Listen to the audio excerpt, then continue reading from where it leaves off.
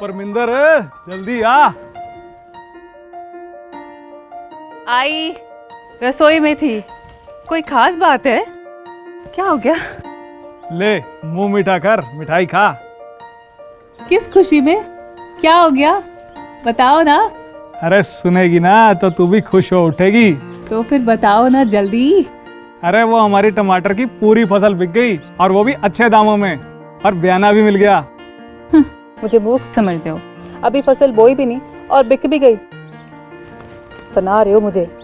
अरे ना ना, बनाने वाली कोई बात नहीं है, एकदम सच्ची। अरे वो टमाटर से सॉस केचप बनाने वाली कंपनी है ना, उन्होंने करार कर लिया है। अभी तो समझौते पर दस्तखत करके आ रहा हूँ। इसको क्या मतलब हुआ? तू रुक यहीं, सब समझाता हूँ। भारत सरकार किसानों के कल्याण और सन 2022 तक उनकी आमदनी दुगनी करने के लिए कृत संकल्प है।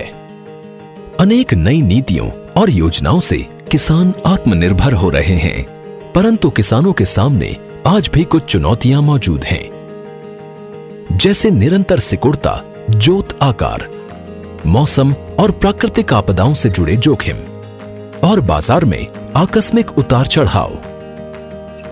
कोविड-19 वैश्विक महामारी ने इन चुनौतियों को और भी गहरा कर दिया है। भारत सरकार ने तुरंत प्रभाव से कृषक सशक्तिकरण और संरक्षण कीमत आश्वासन और कृषि सेवा पर करार अध्यादेश 2020 लागू किया, जो अब एक अधिनियम का रूप ले चुका है। अब किसान के पास अनेक विकल्प है।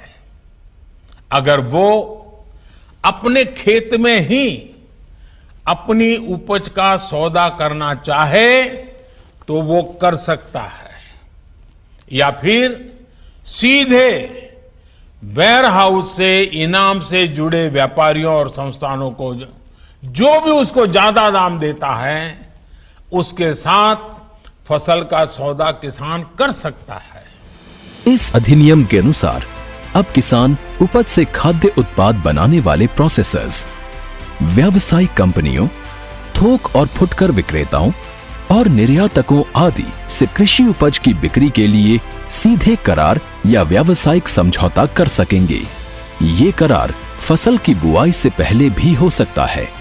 उपज की बिक्री का करार हो जाने के बाद किसानों को निर्धारित दाम पाने की गारंटी मिलेगी। उन्हें करार में बांधा नहीं जा सकेगा। वे बिना किसी पेनल्टी के करार से निकलने को स्वतंत्र होंगे। करार सिर्फ किसानों की फसलों का होगा, जमीन का नहीं। इसलिए जमीन की बिक्री, लीज और उसे गिरवी रखना पूरी तरह से मना है। आवश्यक कृषि आदानों यानी इनपुट्स उपलब्ध कराने की जिम्मेदारी करार करने वाले व्यक्ति या संस्थान की होगी। करार करने वाले व्यक्ति या संस्थान द्वारा उपयुक्त कृषि मशीनरी तथा उपकरण की व्यवस्था की जाएगी। समय समय पर किसान को तकनीकी मार्ग निर्देशन और सलाह उपलब्ध कराई जाएगी और फसल के जोखिम की पूरी या आंशिक जिम्मेदारी उठानी होगी। अधिनियम के अनुसार फसल की भली प्रकार से देखरेख, तुड़ाई या कटाई की जिम्मेदारी किसान की होगी। फसल उत्पादन के दौरान फसल पर किसान का मालिकाना हक बना रहेगा। फसल का बीमा कराया जाएगा और आवश्यकता होने पर किसान वित्तीय संस्थानों से ऋण भी ले सकेंगे।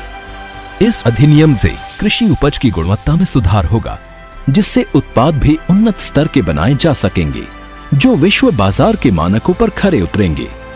एक सप्लाई चेन विकसित होगी, जो भारतीय कृषि और किसानों की विश्व बाजार में पैठ बनाने में सहायक होगी। बड़े कॉरपोरेट के साथ मिलकर कई राज्यों के किसान सफलतापूर्वक गन्ने, कपास, चाय, कॉफी जैसे उत्पाद प्रोड्यूस कर रहे हैं। मौसम के जोखिम और बाजार के उतार चढ़ाव से सुरक्षा के कारण इस अधिनियम ने किसानों के लिए नई संभावनाओं और नई आशाओं के द्वार खोल दिए हैं। अधिनियम ने भारतीय किसानों की समृद्धि का मार्ग प्रशस्त किया है। अच्छा, ले अब तो मुंह मीठा कर। आत्मनिर्भर किसान, आत्मनिर्भर भारत।